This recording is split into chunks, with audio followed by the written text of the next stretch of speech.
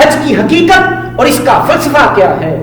کسی میدان میں کھڑے ہونا بذات کوئی عبادت نہیں، دو چادریں باندھ کر سر اور پاؤں کو ننگا رکھنا بذات کوئی عبادت نہیں، کسی پتھر کو چومنا بذات کوئی عبادت نہیں۔ اللہ نے نماز کو عبادت کہا، اس کی معنوی افادیت سمجھ میں آتی ہے۔ اللہ نے روزے کو عبادت کہا، اس کی روحانی افادیت سمجھ میں آتی ہے۔ اللہ نے زکوٰۃ کو عبادت کہا، اس کی معاشرتی افادیت سمجھ میں آتی ہے۔ یہ کیسی عبادت جو اللہ کے ہاں عالمگیر عبادت کا درجہ رکھتی ہے، اس کی سمجھ نہیں آتی۔ کہیں پر دوڑنے کو عبادت کہا، کسی پتھر کو چومنا عبادت کہا، کہیں پر جانے کو عبادت کہا۔ اللہ اس کی حقیقت کیا ہے، اس کا فلسفہ کیا ہے؟ تو جواب یہی ملتا ہے، پورا کا پورا حج میرے مصطفیٰ کی اداؤں کو ادا کرنے کا نام ہے۔